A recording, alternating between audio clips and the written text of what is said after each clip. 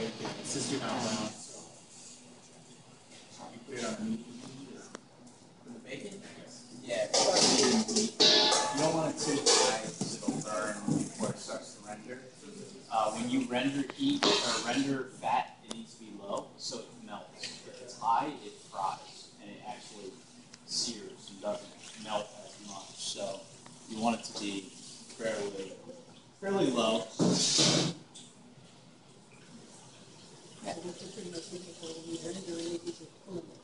Exactly. Yep. And then you're going to use that fat to cook your onions and your garlic and and then you're taking the fat out, reserving it for a later time to act as like a flavoring agent to it also. So it's a little, it's not wasted anywhere. Thanks.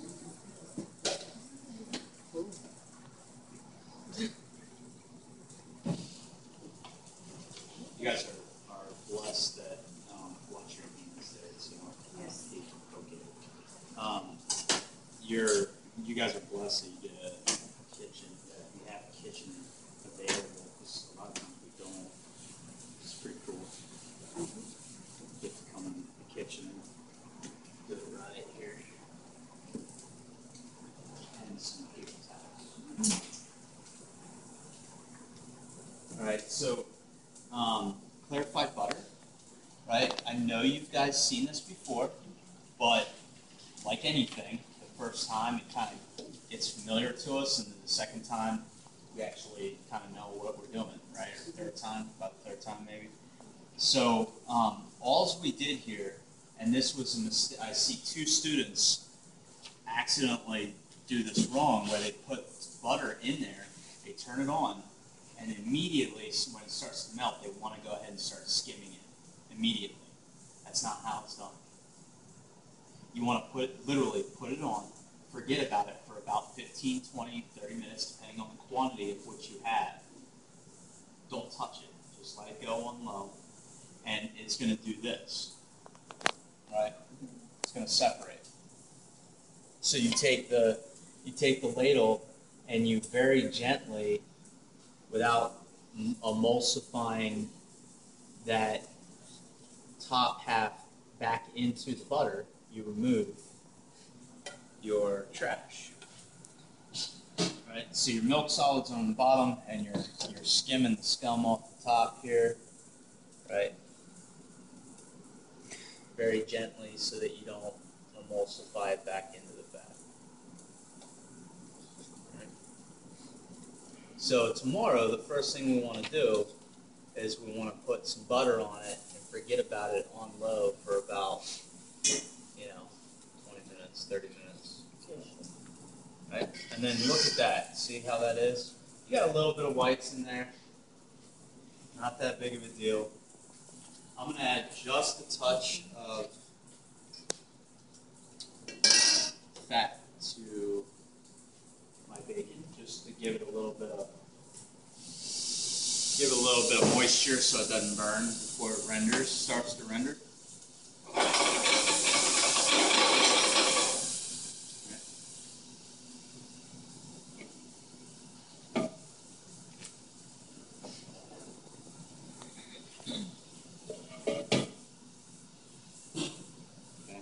So we got our fresh tomatoes here for the sauce. Don't forget to show us how to dry. Oh, what? The oven. Oh, we're doing that later. We won't do that today. But definitely, we'll do that later. Maybe tomorrow. I can pop them in the oven tomorrow. Right? And then you want to stop, right? And then move forward and stop. Right? And then you end up with that milk solid and a little bit of waste at the bottom. That's how you do clarified butter. It's actually really, really simple. And just people think it's hard and they try to make it hard, So, or they accidentally make it hard. But that's the milk solids that's wasted. You save that. Save that and put it in your hollandaise, or put it in a sauce. It's very delicious. Right? So put a little bit of sliced garlic.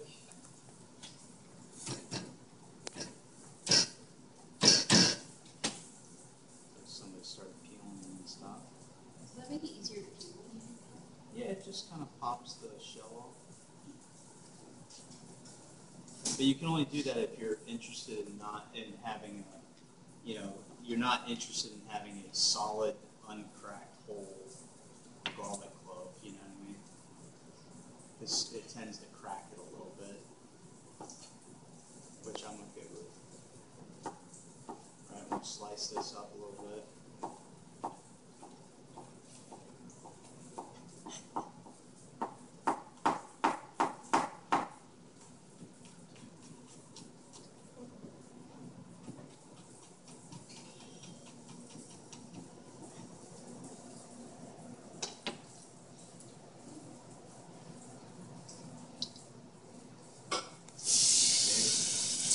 Starting to render out, right? It takes time, that's why we put it on right away, right? Onion. I don't need all this onion, so we're not going to use it all.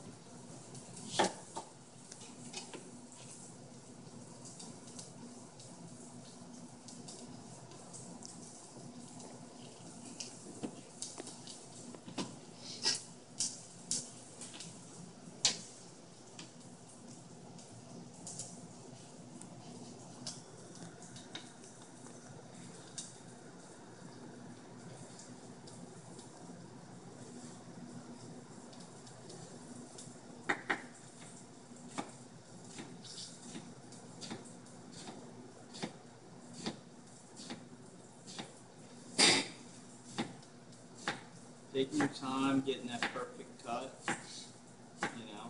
not too long, but, take your time, make it nice. You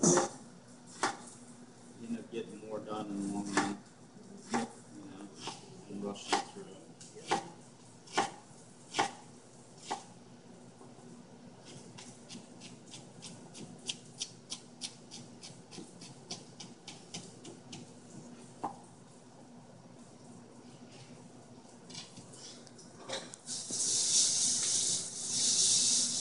You want to make sure you don't burn it, though, right? I'll bring the knife and you like it. Which dog?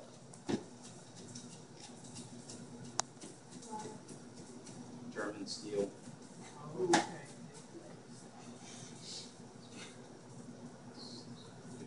Heavy, solid, balanced knife. Is there, if I cut through your glass? Yeah, sure. Of course. All right. I'm going to take out this rendered pork here. Just get this one. Right here. We'll save this for later and flavor it up. Let it cook inside the piggy, inside the tomato. But we're reserving that fat to cook with.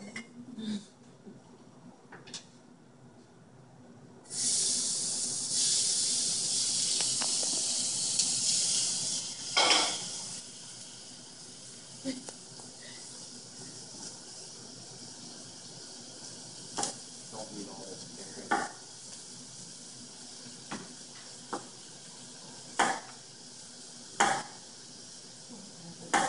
Again, we're blending this up into one mass, right? So it's not necessary to take huge amounts of time to make this beautiful seam cut if it's not being seen, right? So we just want to make sure it's fairly even. That way it has good even cooking time, but we're not wasting our time making a cut that's never going to be seen. You know what I mean? Because we're blending it up.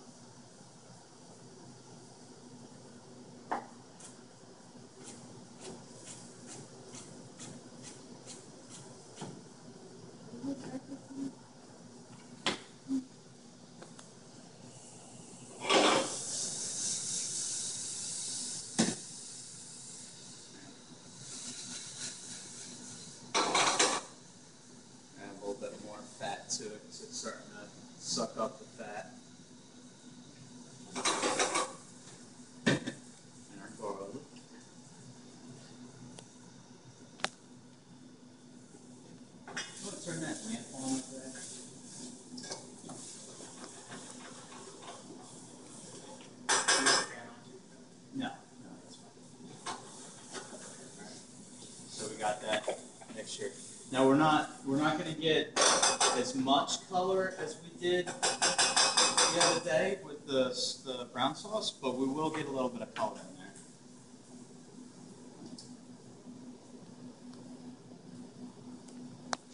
Peel the tomatoes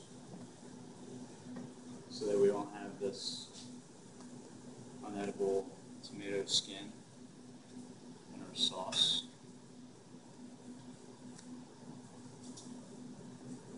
Which style is your favorite Style? I mean, Tomato sauce. Yes, sir.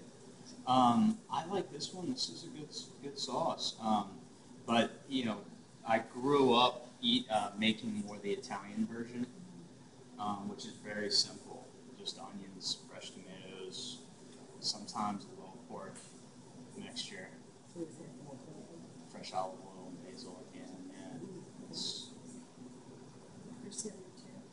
Yeah, Yeah. With all these variations.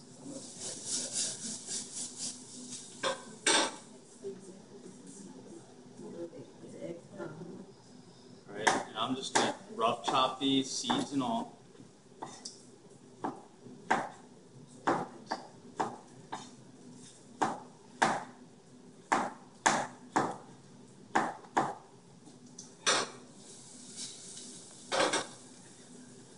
This one, the skin didn't quite come off, but it'll come out in the colander. I'm not too worried about it. A little bit amount.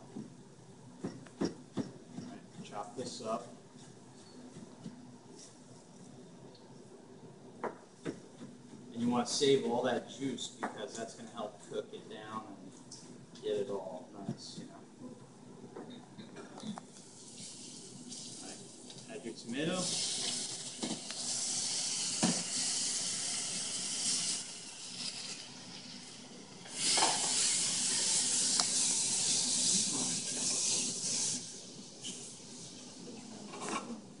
Takes time, right? Takes time to cook. So we're going to lower it down now so it's not so hot. A little bay leaf. We're going to have our pork back.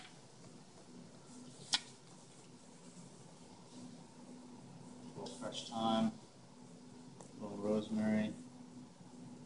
You can always add more, but you know, be careful. You can overdo it. You know, a little thyme and rosemary. Just a little bit of salt because it is a reduction sauce. You got to be careful. You can always add more. That's it. We can add a little bit of tomato paste, but not much. Be careful. I'm going to add a little liquid to mine, so it has some room for reduction.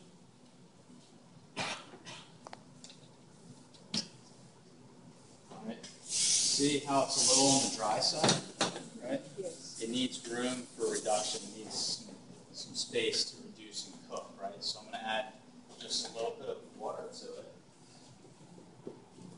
to allow it to cook down. You could always add like a tomato juice, like sauce, you know, yeah. And by all means, like comparatively to Texas tomatoes, canned tomatoes are one of the few canned items that I would actually recommend using, believe it or not. I don't use a lot of canned items, but those Italian stewed tomatoes especially, what they do is while they're perfectly ripe, you know, sometimes even like super duper ripe, you know, too ripe to even sell in the store because they're soft. They're at peak flavor. And what they do is that's the ones that get sold to these canned companies because they can't sell them cold. So they give them these canned companies, and the canned companies actually can them. So these tomatoes are actually really good, you know. And unless you have fresh tomatoes in a good area that produces good tomatoes, I recommend using the can, honestly. Chef, do you put that back on the burner? Or? Yes. So we'll go ahead and put that on low and just let that cook. It takes time. Now, what's the next one? Do for blanc or hollandaise? Do either one.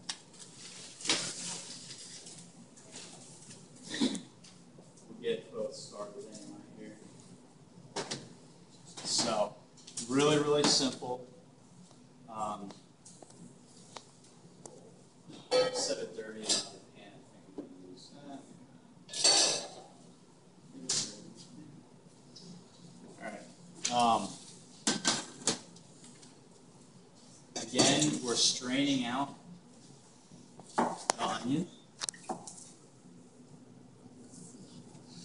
Alright, so there's no need to make this beautiful little mince.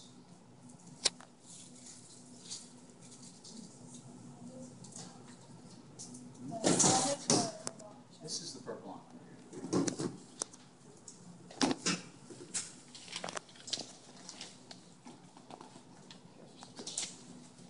So cut it in half, we'll just slice. I don't think we need anywhere near that much. So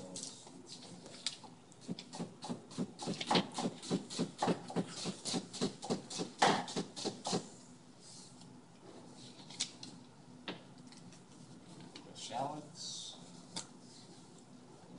a little bit of vinegar, a little bit of white wine. Is that all I have? Tomorrow, I want you guys just to do it like that. This time, we'll just put a little time in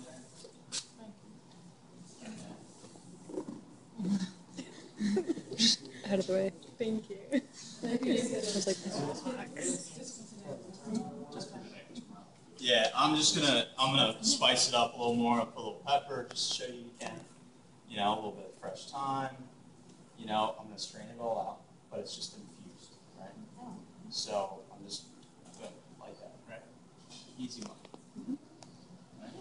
So as you get used to this recipe, you just kind of tweak your own herbs and spices and such to your taste. Exactly. So I have a little bit of salt here. I'm gonna go ahead and dice this butter up real quick so it's ready for me. Is that just on the way, Chef? Yes, ma'am. I'm reducing it to all set, which means what? Nearly Very dry. Dry. Nearly dry. Still a little wet. Dry.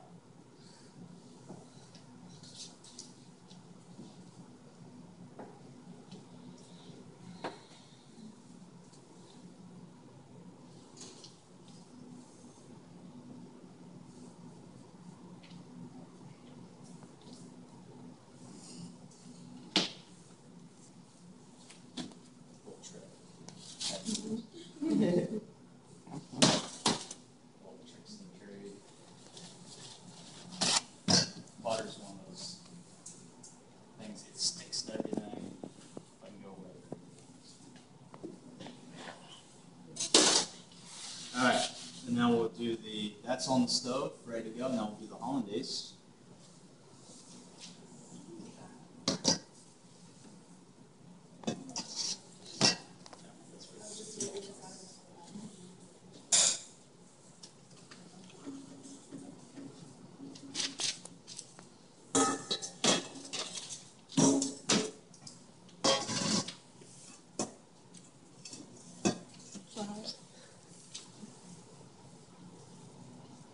About a quarter up the way.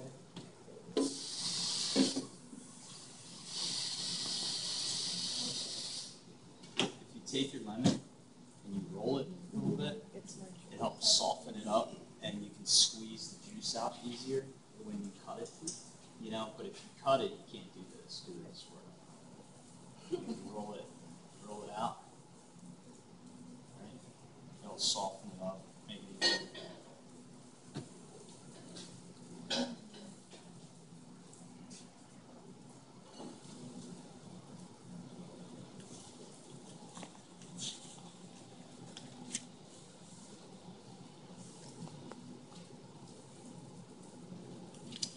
Is this supposed to be peppercorn?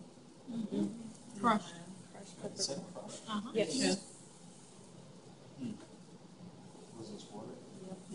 Vinegar? Yes, Chef. Salt? Yes.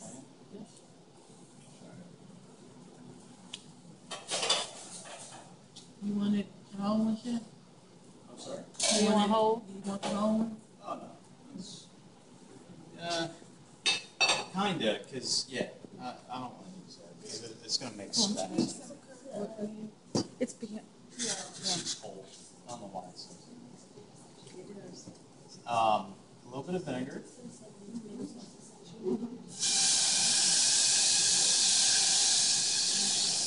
Yeah, that's hot.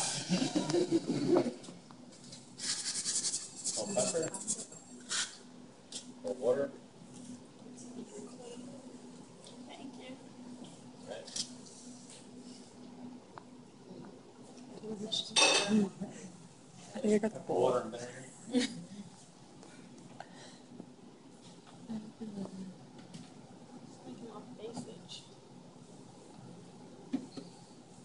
Very important to have the right bowl.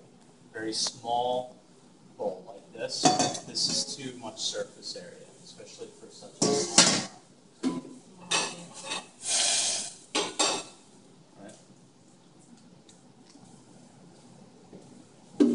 Have my eggs in here. Want a spatula? You want a spatula? If we have one, yeah. All right. All set, almost dry. Yeah, very little amount of liquid in there.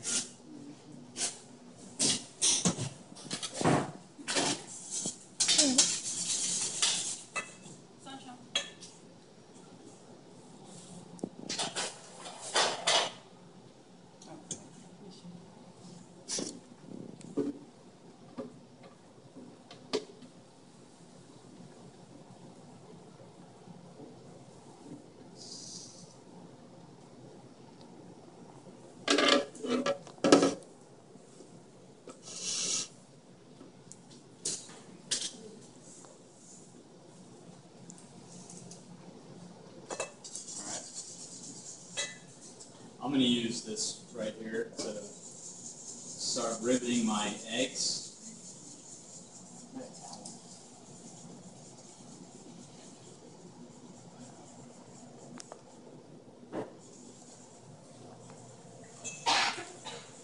So are you supposed to do that over? Okay.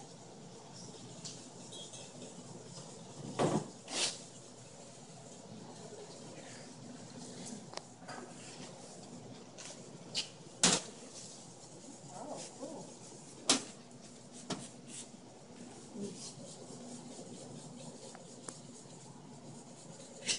The riveting stage is a huge process, a very important process of the hollandaise stage.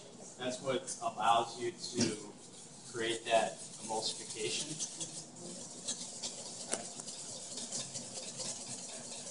How many eggs did you use? I don't know. Six.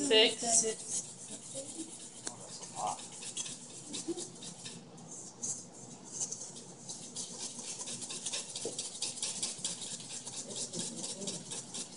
Okay. And then sometimes if you're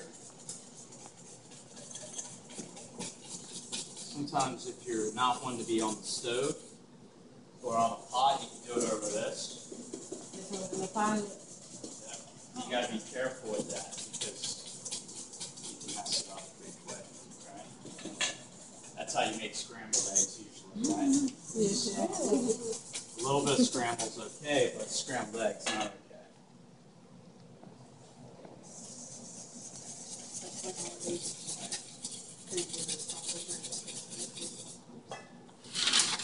So don't, you really don't want to, well, that's a lot of, just the residual on that.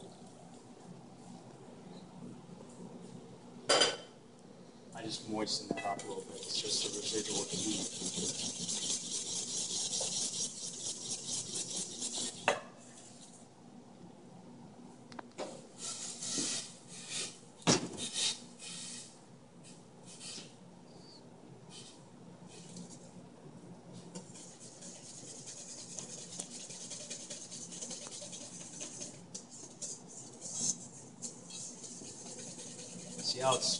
See how you can see the movements inside the egg like that?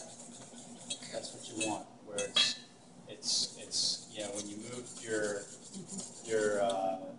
width through it and you can see tracks going through it. That's what you want, right? Now at this point, I've made a nice riveting. This is vinegar, right? I made a nice riveting stage. I'll go ahead and start adding a little of my butter, which I want it to be my whole butter here. So I'm going to add this. You said you do the whole butter because you like the taste better. Yeah. Okay. Which,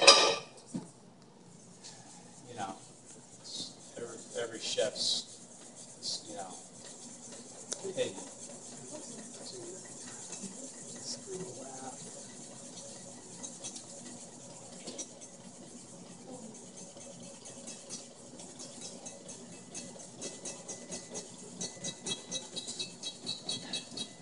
Never taught not to know what's wrong. No, she was supposed to off the camera. Right. At this point, we can start adding salts and our spices here. A little bit of our corn mixture that's all dried out now. If it dries out, no big deal. Just put a little water in there, warm the water up slightly in there, and then it'll wet it back up. And it basically is the same thing. You took it off the pot. It just re-infused the moisture that evaporated out. You know. A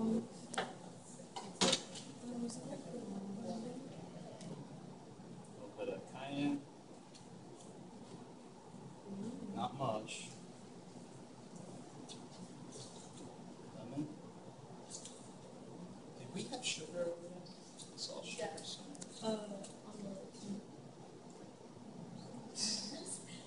And then let's try some, just a touch of sugar.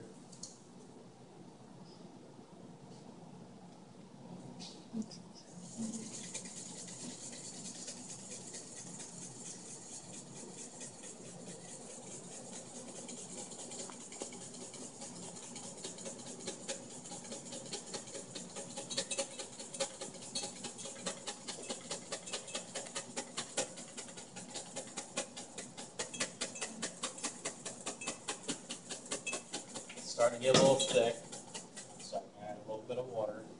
I think my acidity is probably pretty good.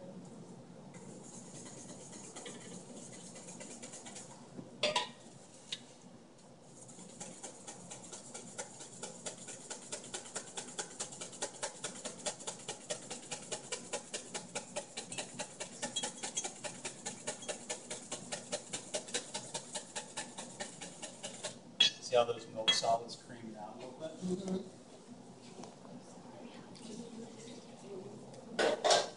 It's fatty. It's not a healthy sauce, that's for sure.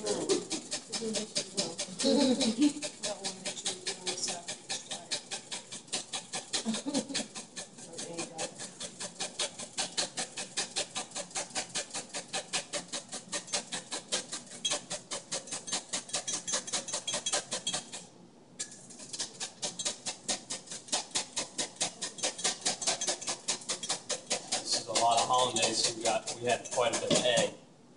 8 eggs, or 6 eggs is a lot of hollandaise. You want to get a spoon so we can taste it? Yes.